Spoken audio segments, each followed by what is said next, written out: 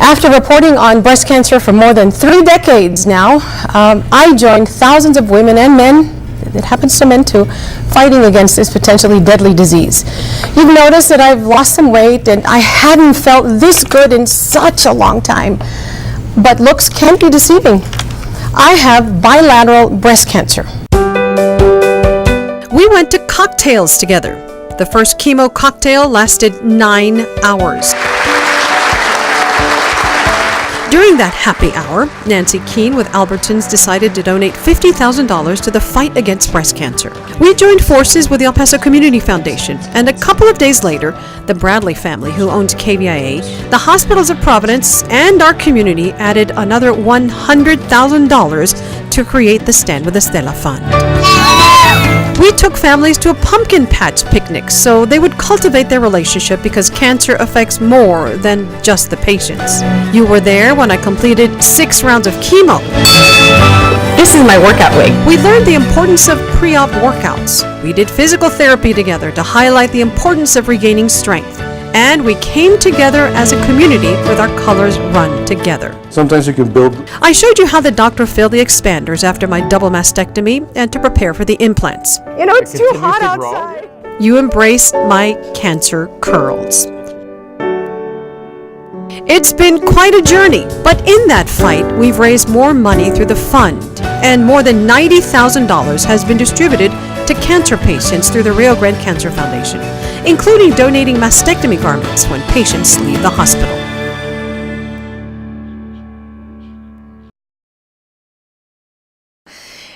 It is devastating news.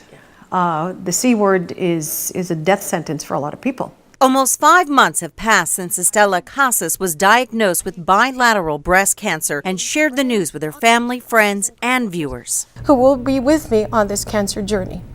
But more importantly, I have turned it over to God, and I would greatly appreciate your prayers at home. It's just ups and downs and tears and laughter and joy and heartache and so many different emotions. 4 months of chemo led to hair loss, weight loss, fatigue, and other side effects. The treatment worked, but she must now undergo a double mastectomy. It is a must that Stella has to go for surgery so we can take this tissue out and examine under the microscope and confirm that it is much smaller or has disappeared. I've cleared some hurdles, but I'm certainly not in the clear yet. There's a lot of challenges ahead. This surgery is major surgery, and things can go wrong. Estela remains optimistic, but is realistic about the time she will need to heal. I'm going to be gone for at least 4 weeks. It all depends how my body reacts and how I am, emotionally and physically and all of those things that I have to consider. So I'm going to be away for a little bit, taking care of myself. As serious as the situation is, Estela has maintained her sense of humor from her pink and blue wigs to her decision to get breast implants after the surgery. Every 10 days to 2 weeks, I have to go in and they have to put liquid in there to expand the skin and get my breasts the size that I want them. Yeah. Up to here. Just kidding. I'm just kidding. All kidding aside, a big part of Estela's strength has come from her fund, Stand with Estela. It has been more of an effort to focus, not a distraction, but to focus on what really matters, and that's getting well and helping others get well. Her cancer journey has been a life-changing experience for her and her family. She recalls a recent conversation with her son. And he said, Mom, I've gotten a lot stronger. And because of what we've been through, I can get through anything. And that was eye-opening, and that was, as a mom, it's something that I'm proud of. Stephanie Guadian, ABC 7.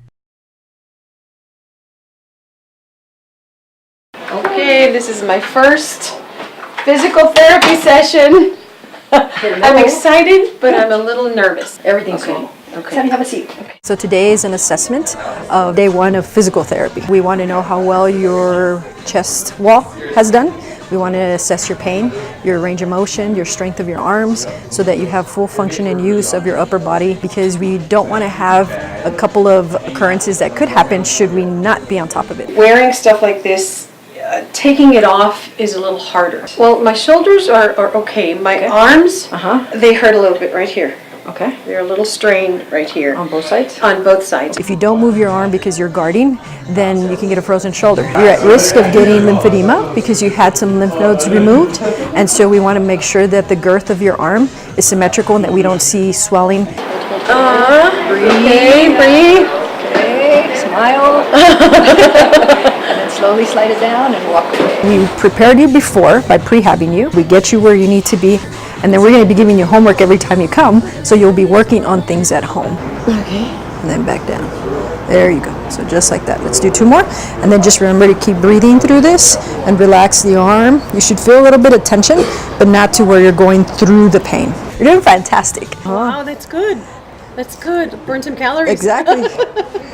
It's just the rug's pulled out from anyone who's undergoing this, so you've got to readjust to everything so that you now have control of the cancer and not the other way around. Good job. Very good. Hey, are we done? We're done for this part. Well done. I'm going to be sore tomorrow.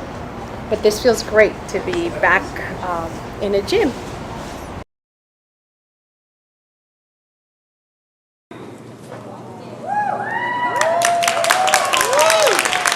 One in 8 women will be diagnosed with breast cancer. Some have lumpectomies, others mastectomies. But not everyone has reconstruction surgery. The Federal Women's Health and Cancer Rights Act of 1998 determined that health insurance plans that offer mastectomy coverage must also provide reconstruction. I like to say this is the happy part of the whole process, because it's, you know, something very emotional and big. It changes your life. Women have several options to restore their breasts after the surgical trauma. Implants are my only option because I had cancer in both breasts. The reconstruction process started in the same operating room right after the mastectomy. The plastic surgeon inserted expanders under the breast muscle and filled them with blue saline solution. You went through the surgery. Imagine waking up and everything's completely flat and there's no semblance of normalcy. In your case, you woke up and there was something, and you know, that helps you emotionally and physically to recover. Over the last 7 weeks, Dr. Aguyo has been slowly adjusting the expanders to stretch the skin and make room for the implants. On this day, I went for a fill. First, the doctor disinfects the area and looks for the port to inject the liquid. And we actually use a magnetic finder. Then he inserts the needle. And we know we're there because we hit the metal. And then we also aspirate. And you can see that we actually fill it with blue saline water. And that's so we know we're actually in the implant. Why is it blue? We put methylene blue. That way we know, because sometimes you can build fluid around the implant and it would be red or light red.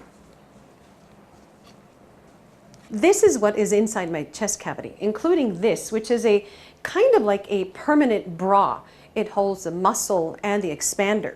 But once I have surgery, the expander will come out and it will be replaced with this gummy bear implant. Dr. Aguyo says he does about 100 breast reconstructions a year. He gets very familiar with his patients because it takes about a year to complete the process. Well, fighting breast cancer ravages a patient's body, both physically and emotionally. But each of us decides how we choose to fight it. Tonight, as I get closer to finishing up my journey, I'd like to share one more step cancer patients go through and part of the process that got me to where I am today. Wig be gone. It's tonight's special report. 19 days after the first chemo, my hair started falling in the shower as I was drying it and straightening it. My eyebrows fell off. So did my eyelashes. Even the hair inside my nose disappeared. Doctors warned me I would lose my hair, all of my hair. It's one of the many side effects of the chemo drug Taxotere. I had a little fun with wigs of different shapes and colors. I found several I liked and had them shaped and ready to go. I was prepared physically, but even in the process of working day to day on my look, it was emotionally challenging.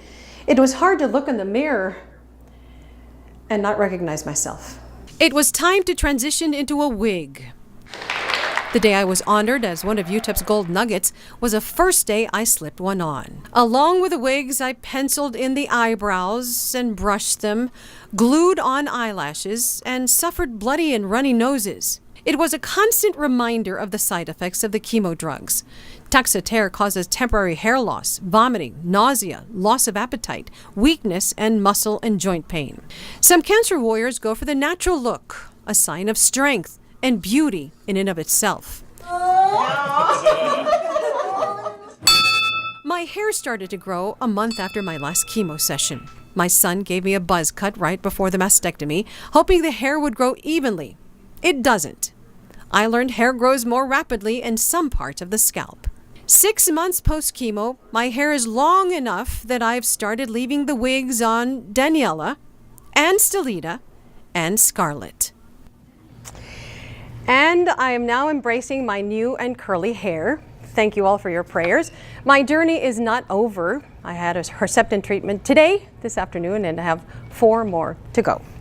But it's kind of liberating. You know, I think it looks great. Well, you know, you've kind of given us sneak peeks of it, you know, when you come into work, and I think it looks good. Well, thank you. It's going to get a little bit of getting used to, but it's, you know, it's too hot outside. Yeah, right. Yeah, and then that to grow. You know, it always itches your scalp as it well. Does, so it now does. Yeah. It's just getting harder to wear, and it's hot, and it just doesn't fall right. But I think I'll be wearing it once in a while when my hair starts growing kind of strange and out of place, and you know, that awkward stage. Oh, yeah, sure. So we'll see, but it's going away.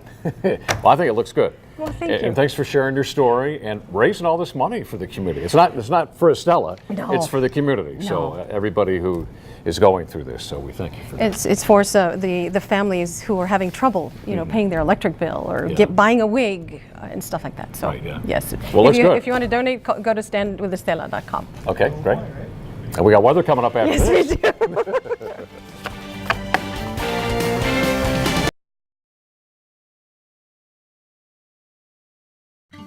A&A Farms is tucked away near the Rio Grande in Anthony, New Mexico. Here is where stakes-winning horses come to train. Attila Storm is one of 6 stallions that lives and works here. He's the leading sire, the leading thoroughbred stallion in New Mexico. His offspring last year earned over $1 million.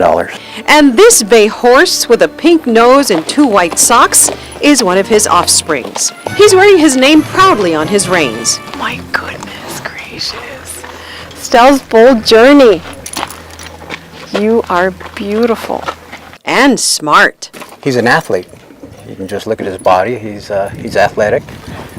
And his mind. This is the motor. This is the engine back here. Okay. The transmission. This his hip. Okay. So it's big, strong hip, beautiful shoulder. His neck ties into his body correctly, and up front, his conformation up front is correct. Okay. So that means he's pointing straight. Stell's Bold Journey is a thoroughbred yearling headed to auction August 17th. As other thoroughbreds, his name shows his pedigree. The word bold, a nod to his mother, Bold Jubilation. Owner Jimmy Dick hopes he brings in a lot of money to the Stand with Estela Fund, but most importantly that he delivers a message of hope. It means I'm a winner.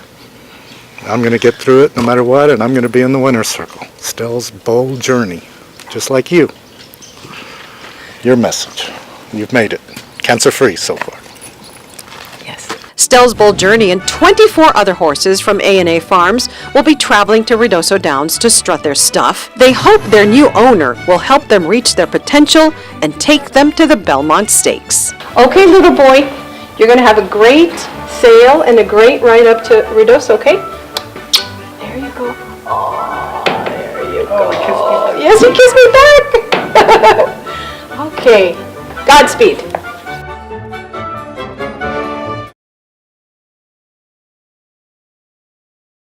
This is YouTube animation video of the portacath and how a skilled physician places it inside the chest.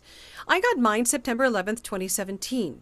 It's done under general anesthesia. An ultrasound helps guide the doctor as he or she inserts the catheter.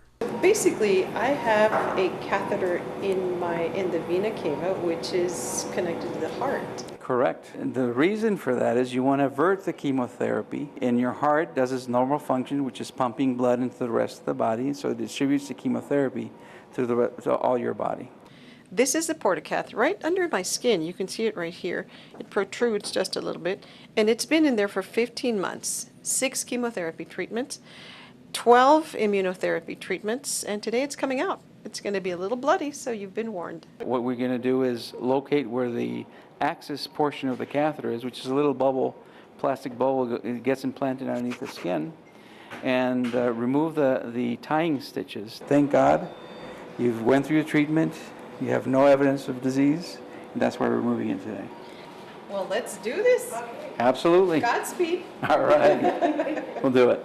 I'm wheeled out of pre-op and into the OR, and the team jumps into action. Oh, it's nice and warm. Right? Yeah. The drugs kick in, numbing the area and keeping me comfortable and sedated. Here's where the portacath is. This is a clavicle right here. After removing stitches that kept the device in place, it's removed along with a foot-long catheter. Removed intact.